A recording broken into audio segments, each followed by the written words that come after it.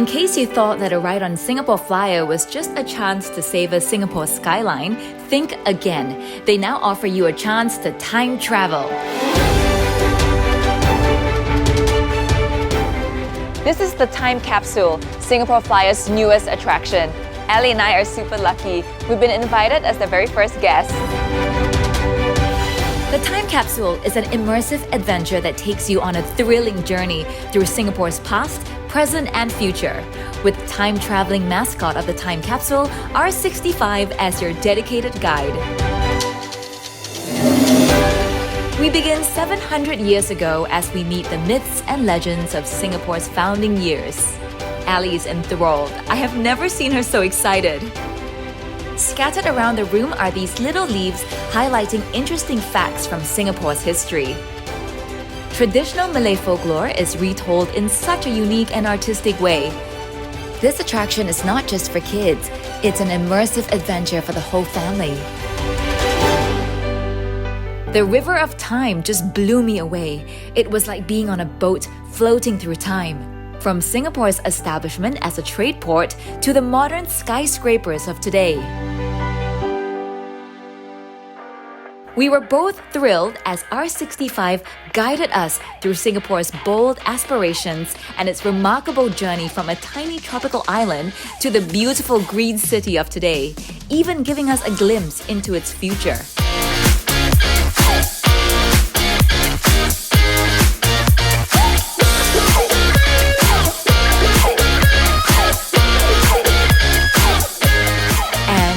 When I thought Ali might have had enough history, we entered this immersive orchestration of visuals and music. This display perfectly captures the vibrancy and vitality of Singapore. A virtual teleportal entices you with real pictures of the city, making you more excited about the Singapore Flyer journey to come.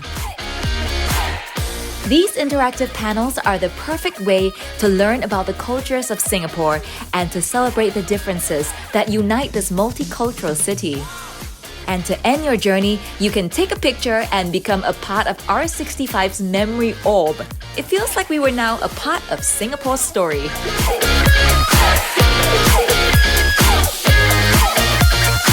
Wasn't that amazing? And you learned so much. Wow, you get to take photos with R65. You know, it really does look like a red dot.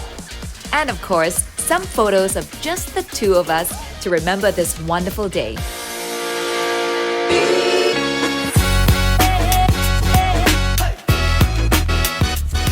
The Singapore Flyer is Asia's largest giant observation wheel, standing at a stunning 165 meters. Wow, that's high. The time capsule gave me a glimpse of Singapore's past, and as I take in the view, I can't help but marvel at the transformation of Singapore from a tiny tropical island to the sprawling metropolis it is today. Wow, that was a journey like never before. We are going to need something to remember it.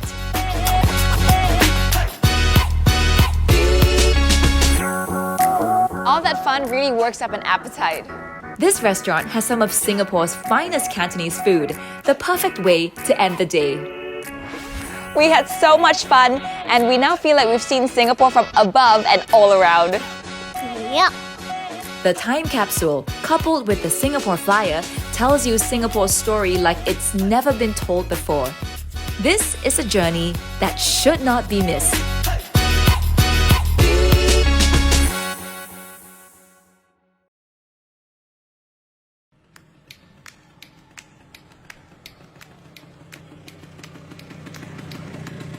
Hi, my name is Simon Wong, and I'm an entrepreneur with a background in branding and design. Right now we're sitting on the Butterfly Bench, which is a memorial bench to my late wife, Pei Ki. We're outside the Asian Civilizations Museum. National Heritage Board has donated these 150-year-old gallery floorboards, which just happen to be the right shape and proportion for her bench. Several years ago, a friend of mine decided it would be a great idea to build sidecars. So we started making use of the sidecars in our events. So we use them to raise funds for various charities.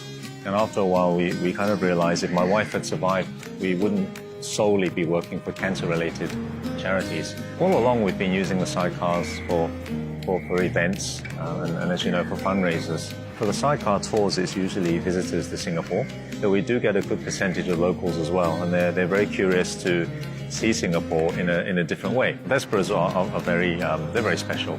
You know, they draw out a reaction from people that motorbikes you don't usually get it from a motorbike. You look at a Vespa, it's cute, and then with a sidecar, it's really, really cute. So the first reaction of anyone is the smile, you know, and then the phone comes out and they just want to take a photo of it. You could be walking down the same street and you don't notice a lot of the details, you know, around you. You may not notice all the details on the buildings and so on, but for some reason, when you're in a sidecar, suddenly your awareness switches back on and you start to see, you know, you start to really notice all the details and you start to notice what's around you and what you're seeing on your visit to Singapore. So I think it's a lot to do with the change of format, and it's a very, very unique format, so you do notice.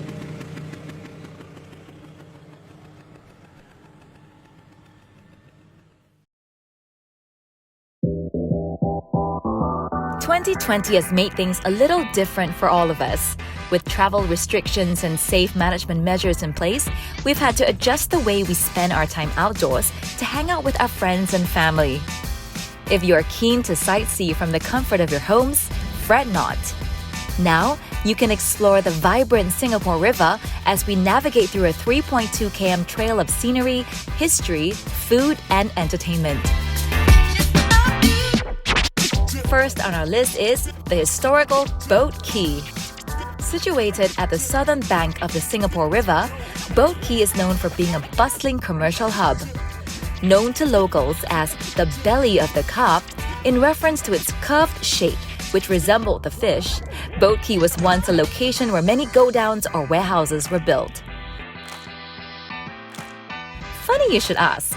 As you stroll along Boat Quay, the path seems to dissect history. On one side are old, meticulously preserved shop houses. On the other, you'll spy sleek skyscrapers. Take your time to admire the carefully preserved shop houses along the area. While it evokes a timeless sense of nostalgia, don't you think these shop houses are also Instagram-worthy? Even hard-to-impress design connoisseurs will be wowed by these colorful heritage shop houses. Boat Quay houses Singapore's oldest suspension bridge. This is Kavanagh Bridge, unofficially known as the Love Bridge to some, was a location for a lot of proposals and wedding shoots. Built in 1869, it links Commercial Square on the south bank to the government quarter on the north bank of the river. Based on the vintage police notices that are still up, no vehicles, even cattle and horses, are allowed to cross to this date. What's more, there's art along the way. From the Kavanagh Bridge, continue your trail and you'll come across some of Singapore's remarkable structures along the riverside. Whether you're prone to nostalgia or keeping an eye firmly fixed on the future, the tiny enclave that is Boat Quay is definitely worth a visit. Second on our list is Singapore River's F&B and entertainment arena, Clarke Quay.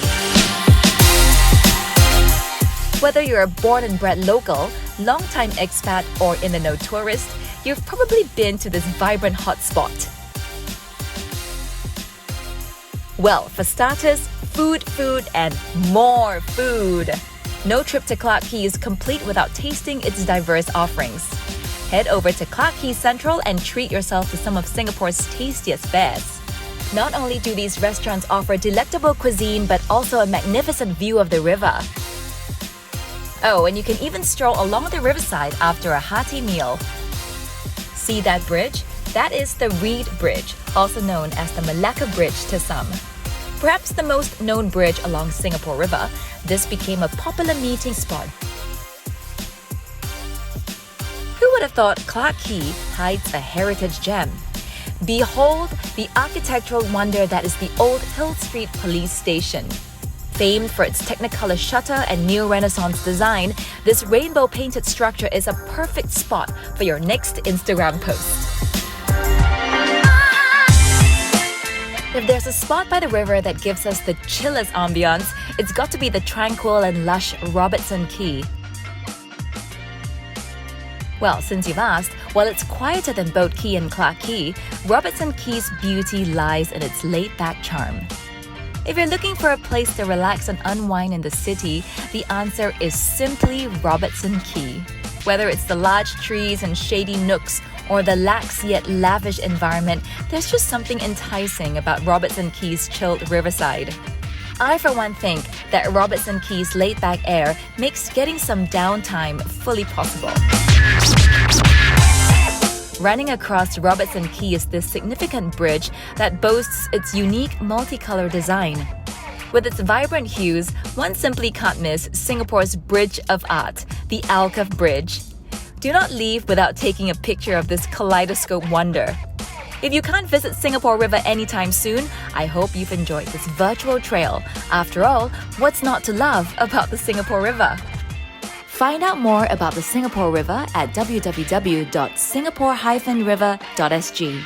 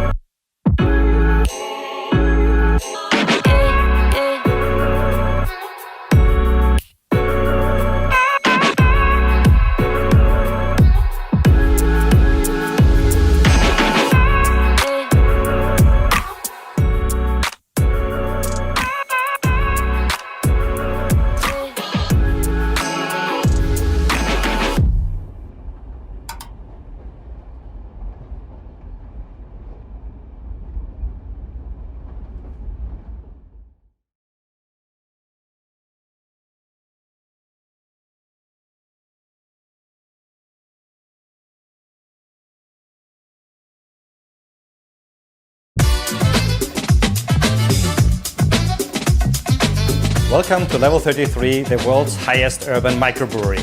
Where all beers are brewed on site. Where brewing is in our DNA, which inspires our menu. And where people feel like home, even though they're away from home.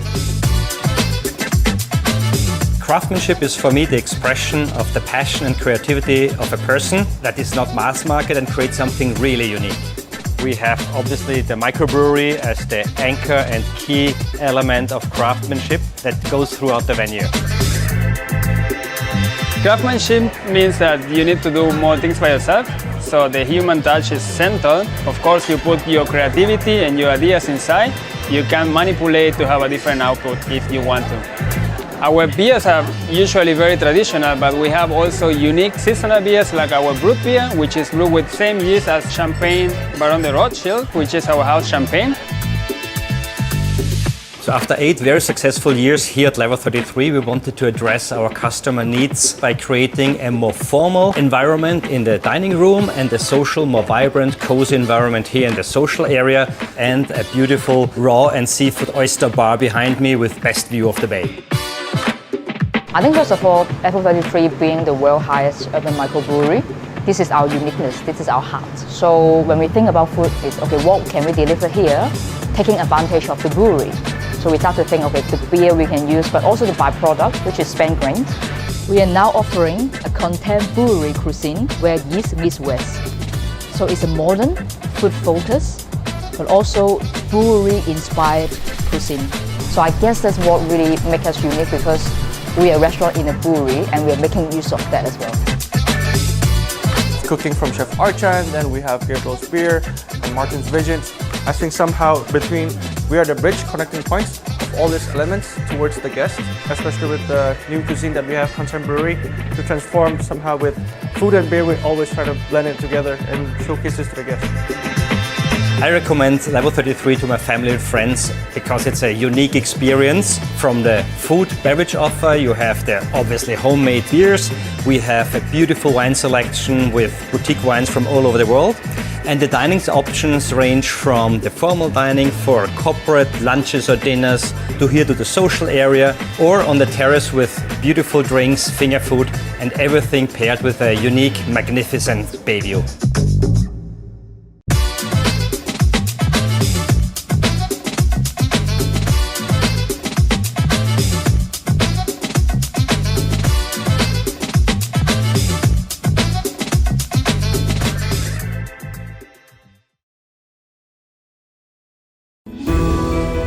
Georgette Chen holds a very special place in Singapore's art history. As the first female artist to achieve international acclaim, the impact of her work on Singapore's visual art scene continues to influence generations of Singapore artists. It's been 20 years since the last museum retrospective of Georgette Chen, and we've really built upon the work that the previous retrospectives have done. In this exhibition, we'll be sharing with the public new and extensive archival materials, including newspaper clippings, photographs, as well as exhibition paraphernalia.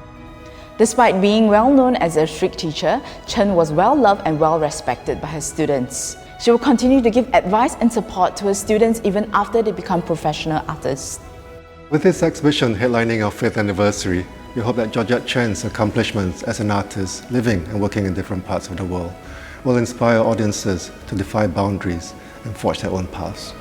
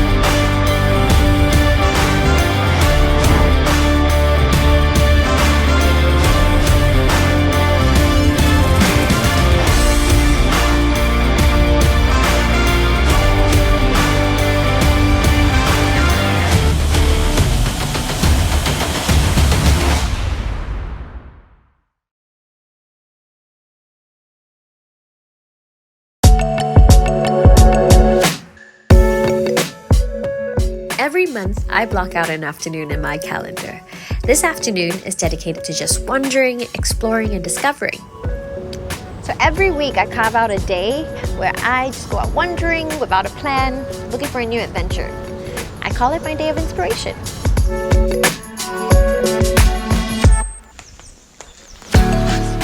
One of my favorite places to wander is the Civic District. It has a bit of everything that I love. Art, theatre, museums, nature, architecture, great food and drinks, and so much more. We start my day of inspiration right here at the Queen Elizabeth Walk at the Esplanade Park. Let me just show you what I like about this stretch. There are a few places in Singapore where I am so reminded of both our past and present. On one side is the modern architecture of the present, and here you can find historic landmarks that remind us of our journey to get here. Believe it or not, this is Singapore's first and oldest underpass, built in 1964. I've been here all the time, but never noticed. Some of Singapore's best theatre and musical events happen right here in the Victoria Theatre. I love to look at its architecture. It's such a beautiful building. The The Asian Civilization Museum is one of my favorite places to take a deep dive into our past. But today, I want to focus on the present. There is a sculpture nearby that I really love. Come with me, I'll show you. And this is it. This is a bronze sculpture called The Five Boys by the River right outside the iconic Fullerton Hotel. So I believe the sculpture captures the yesteryears as well as this kampong spirit. The Civic District is really where modern Singapore began. But even after so many years, the spirit of those boys, the first generation, is still alive in the Civic District. There is just so much going on. Hey! Hi there! I'm doing good! I'm really excited! So there are many ways to get around the Civic District, and this is the choice method to do it. Do it!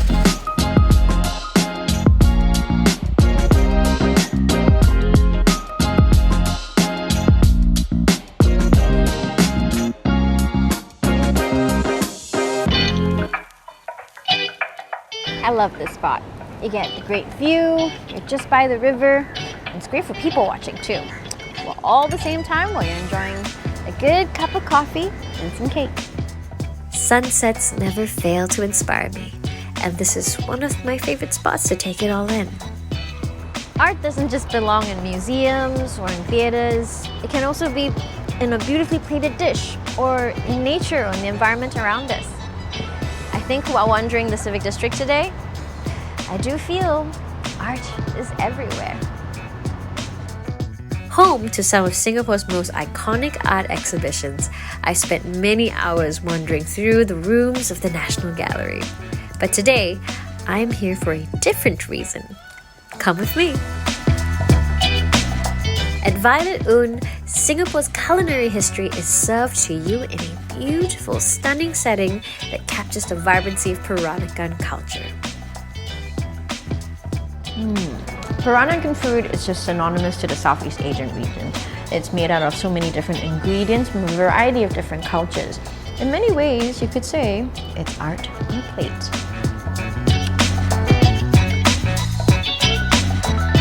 It's been a truly inspiring day today at the Civic District, and I think you and I would both agree that we're surrounded with so much art in our daily lives. And as an artist, I highly recommend that you discover this art of living.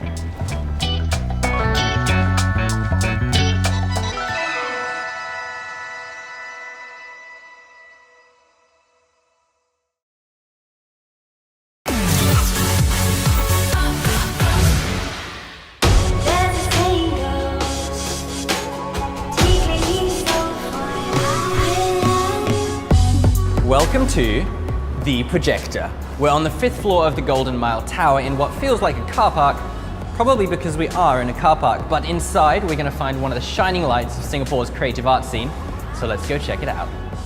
The Projector is currently the only independent cinema space in Singapore. We're kind of like off the beaten track, as you probably found out. Yeah, I did find that out. It's a little bit hard to get here, but it's a rewarding experience. This unique building once housed a 1,500-seat cinema called the Golden Theatre, making it the largest in Singapore. The Projector retains the original walls, the floors and the seat mechanisms, and it's this mix of old and new that really gives the space authenticity. I think the interesting fact was that it used to show propaganda films as well, North Korean films, and then it became like a soft porn kind of cinema. But the seats are completely new. This is where we show most of our more serious art house films. As you can see, it's more intimate. The other room was very green. I assume this is the red room, is it? Yeah, this is the red room. We do hold the more fun films down here. We want people to have fun down here, just come here, have a good time, have a drink. But this is a bit of a change of scenery. I can't say I've ever found a bar in a car park before. Yeah, this is one of our newer additions within the last couple of months. This is where we hold most of our after parties for the films that we had. Even if you're not a film buff, the Projector is well worth a visit for its old world charm. And the fact that after the screening, well, you can even go for a party in the car park.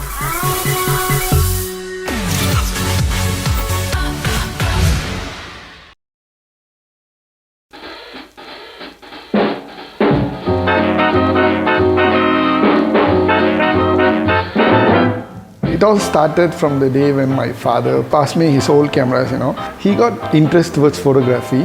So he said, okay, you want to continue photography, you want to take something, you can have it as my present. And that's the day I started. One of my cousin, he was an artist. The day once camera come in, all the painter who do realistic picture, the portrait picture, everybody lost their job. So based on his profession, cameras are their enemies. Then I said, okay, why don't we do something new? We accumulate all your enemies, put it at one place, and we do it in a unique way what others have not done it. Then he said, it's on, let's try, and that's how all it started.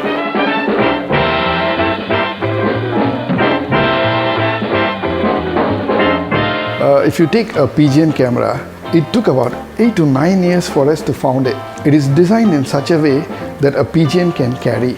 I love all my collection. One is world's first button camera. About 100 years back, they can create such a unique thing. There is a button you can put in your coat and they can control it here. The button can open and take a picture for you. See how clever those days the spies were. If you talk about a unique piece, yeah, we do have a machine gun used by Japanese military in the World War II. They use this gun to train the Air Force people. If you see, there is a lens. If you click, you don't get bullets. It will shoot you.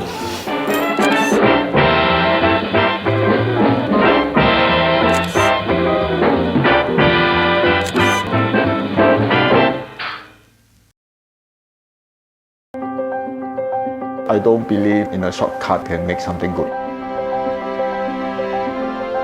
Projector is one of my personal brands, and now I start to let it run by all my apprentices. My goal is to bring back the original, how to make a good suit, how real tailors must be. We use the best quality fabric, and also we are using the best interlining fabric. It takes about 8 weeks to finish a bespoke suit. After taking measurement, we will start to do the pattern drafting. 1 or 2 fitting sessions will be done, and after revising the draft, it will take us almost 80 hours to finish the jacket by hand. We're trying to get something reach to the customer demand and request what he wants. So in the whole processing, the customer can enjoy very personalized service.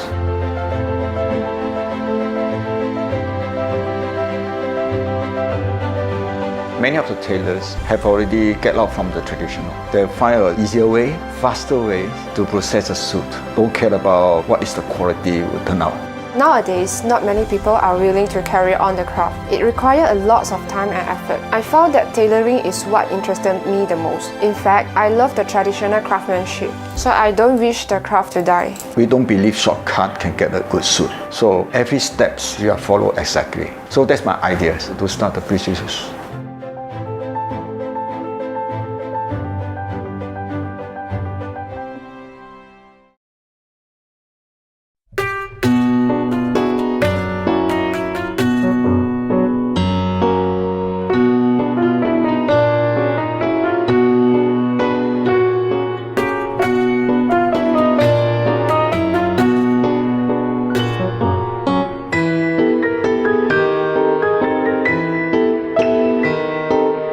Museum of Toys, our collection is made up of toys from more than 40 countries.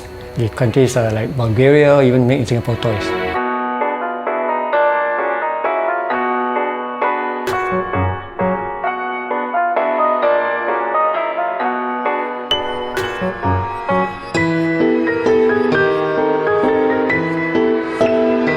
We have no windows in this museum, and the huge facade behind is to protect from the harmful rays of the sunlight, because our toys are all in mint or near mint condition.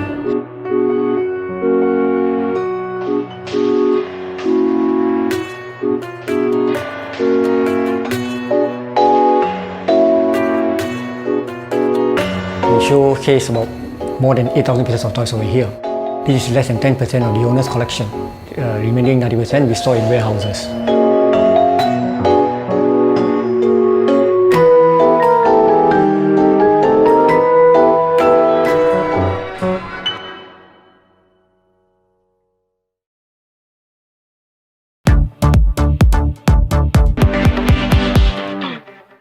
When people think about perfumes, they're most closely associated with the big French brands, but cultures that have the most links to the art of perfumery, I would say, are the Arabic cultures and actually the Indian cultures. I'm actually in this trade because of my grandfather. He started a perfume shop here in the 1930s. A lot of what you see over here, we used to just keep it in the back room. You know, it's a messy process, but now people want to see the process more and more. Like an open kitchen, people want to see what happens. By doing it this way, you actually become a part of the process, and you get to choose your ingredients. It's not just a finished product that you're buying, but you know, you've inserted yourself into the process as well. Something fresh and clean, like, you know, clean cotton, bed linen. Like clean skin. Yes, Yeah. clean skin. I think it needs a bit more pepper.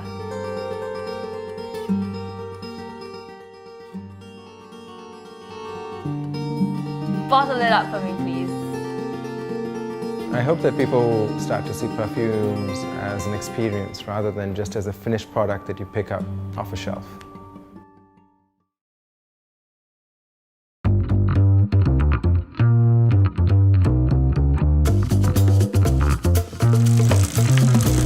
Man, that looks Instagrammable.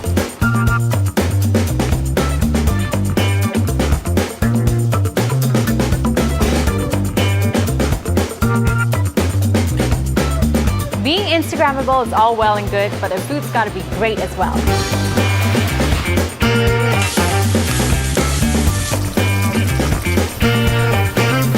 Here we have the cauliflower furikake, which smells super enticing. I can't wait to dig in. Vegetables never tasted so good. Got the grilled portobello salad right in front of me, and I can't wait to tuck in. Here's the eggs Benedict, and the eggs are the best in Singapore. Organic grade A eggs. Oh, check that out. Check this out, you've got a whole soft shell crab to yourself. No wonder it's a bestseller. There's no better combination than waffles, chicken, watermelon, and maple syrup. Nice coffee flavor, and you see the color change as you drink it. Really fun stuff. Here's the boozy sedap chendol milkshake. That kick of rum at the end. I'm a fan of this.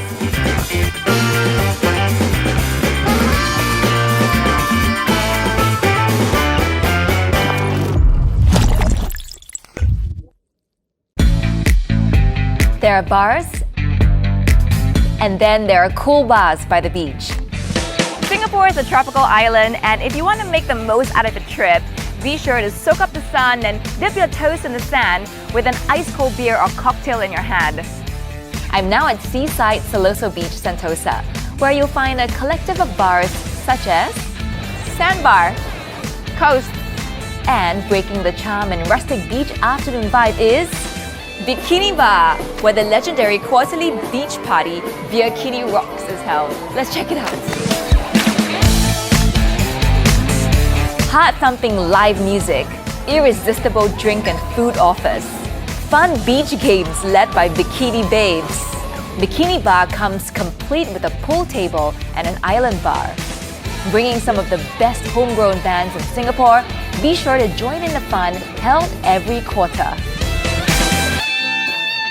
You'll be forgiven for mistaking this as a Bali beach.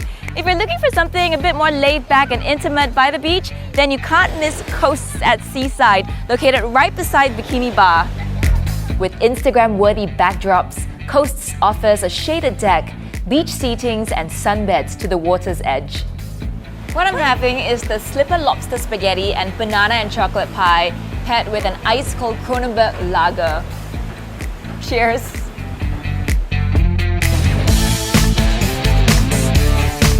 After a hearty lunch, what better way to spend your lazy evenings than to rest and relax on one of Sandbar's new and comfortable beanbag lounges?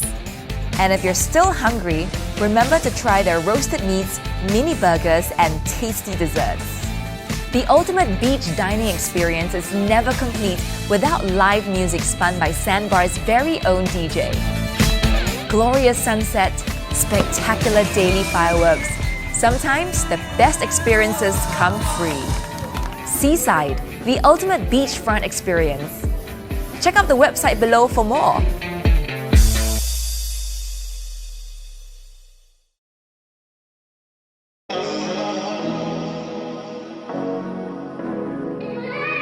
Experience the award-winning Par 72 18-hole golf course. Spanning 6,493 meters, the course features undulating fairways, varying lengths of holes, and dramatic putt bunkers that brings hours of challenges and enjoyment for golfers. Marina Bay Golf Course is one of the few golf courses in Singapore open for night golfing.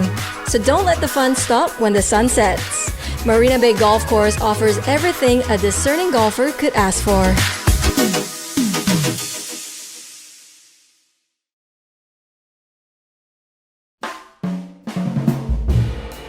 Who can say no to an all-day breakfast, especially when each dish is inspired by breakfast from all over the world?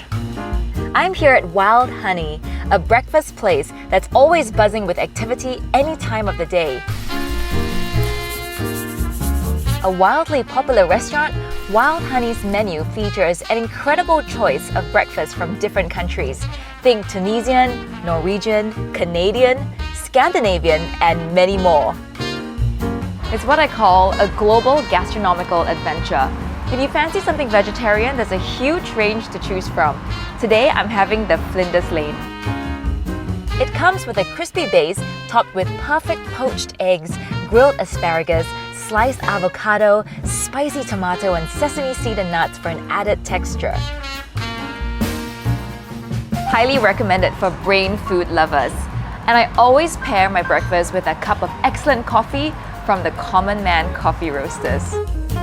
Awarded the Certificate of Excellence by TripAdvisor in 2019 and voted Best Breakfast in Singapore for many years, Wild Honey has gone from breakfast to breakfast and has opened its third outlet in the sprawling South Beach Avenue. Wild Honey opens from as early as 8 a.m, but do check out each outlet's operating hours. You'll find Wild Honey at these 3 locations: Wild Honey Mandarin Gallery, Wild Honey Scott Square, and Wild Honey South Beach.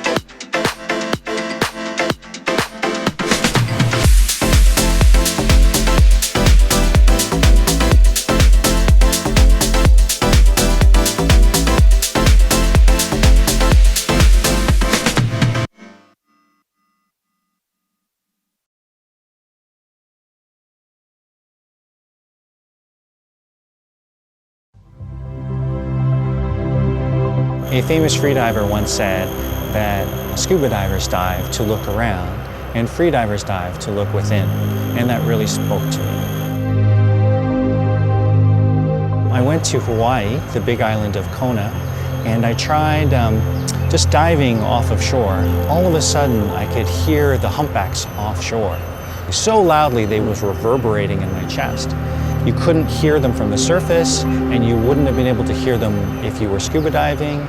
And so I thought, oh wow, this is really amazing. You get these incredible experiences. I should try this. And so that's where I started.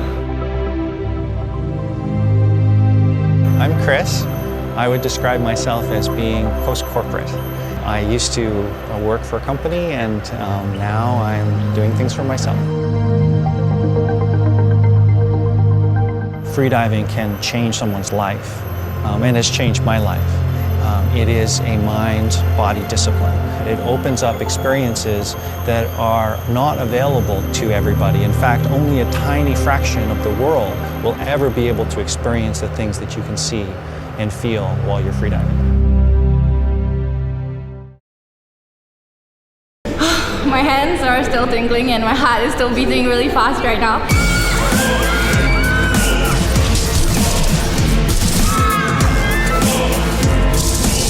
It was amazing. When I accidentally hit someone, it really felt like there was a zombie touching me. It feels so big in there, but it's intense, it's scary, and it's a workout. It was insane. It was so much fun. It was awesome. I felt like I was in a zombie apocalypse myself.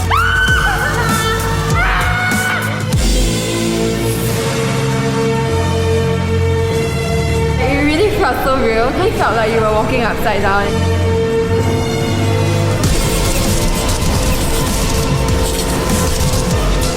I was so into the game. We just kept shouting. It was out of the ordinary. It was so fun.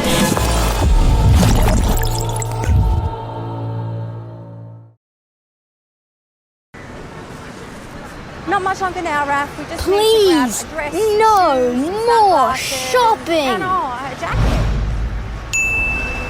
Hello? Wanna escape? Where?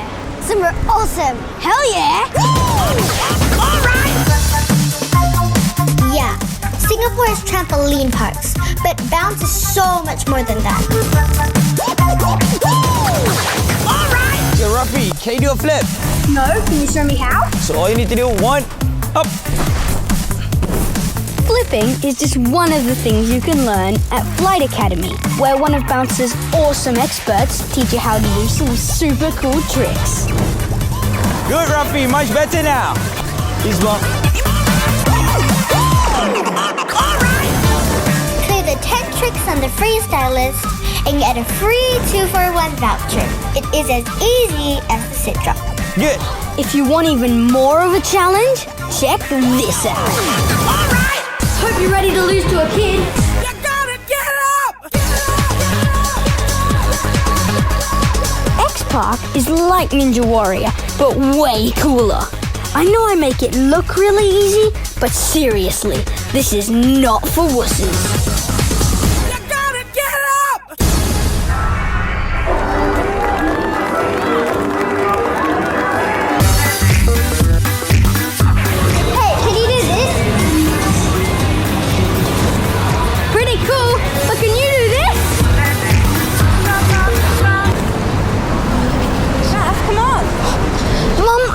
To do some shopping, but can we take a break for just an hour? I know this great place. They do Aussie coffee. It's just around the corner.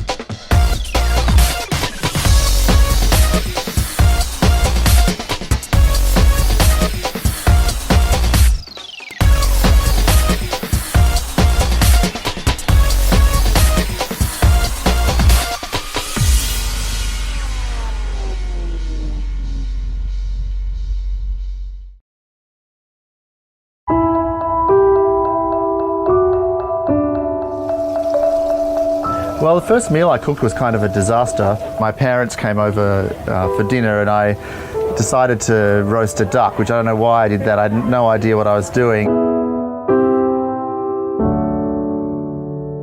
I remember Dad very sort of politely saying, yes, it takes a certain skill to cook duck.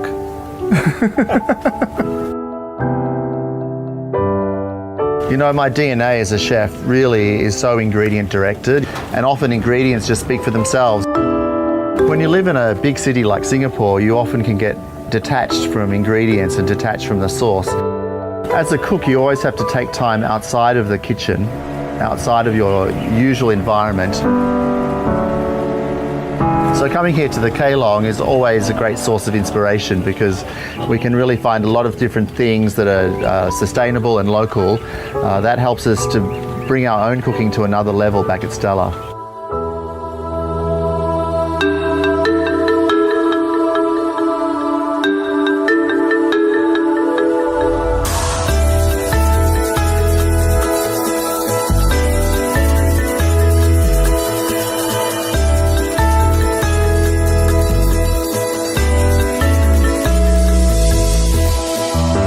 The best cooking is really something that's very personal. It's the personal experience of exploration. It's amazing, even today we discovered new flavours right here at Kehlong. There's so much discovery and there's so much immediate enjoyment, I think, when you get the reaction from people to food. It reflects your personality, really.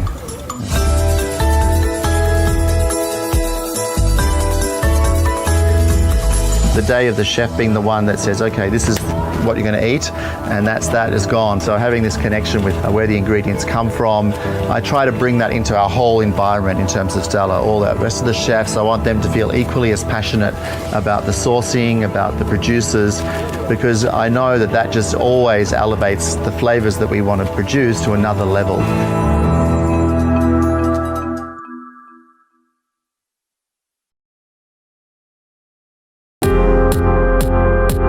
Sky bar, as the sun goes down and the lights come on, you want to give people an experience.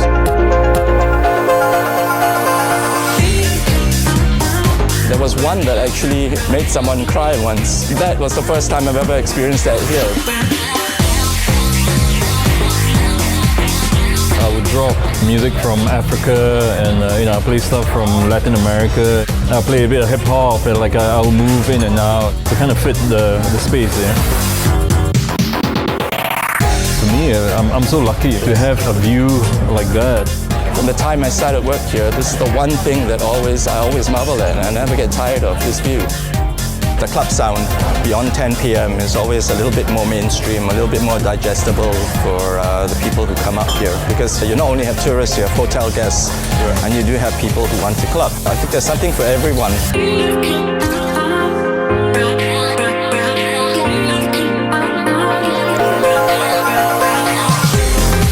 I had a lot of good comments from the crowd. Everyone's like, oh, it's really cool to hear music from my country, and like C'est la vie being quite an international destination.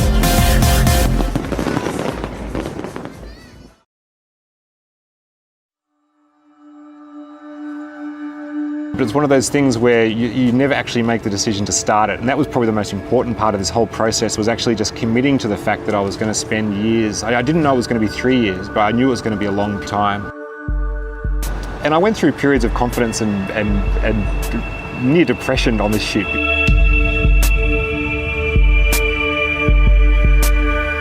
If you look at something for so long and you spend so much time working on it, you lose all confidence that it's going to be of interest to anybody else. So that's why I guess I was so excited when the film was released and people sort of appreciated the work that had gone into it. So it started to feel a bit more worthwhile again. And that it wasn't so much that I wanted to show off or show people the city growing. I think I actually wanted to see it myself. Singapore's got nowhere to grow.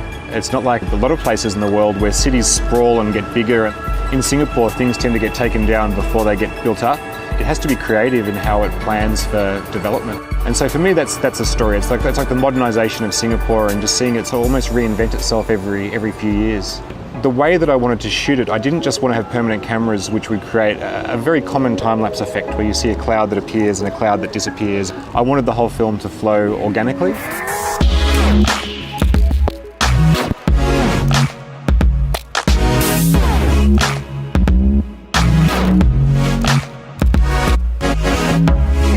So I had to do a lot of planning, and started with about 30 core shots. By the end of the film, it grew to about 70 locations around the city.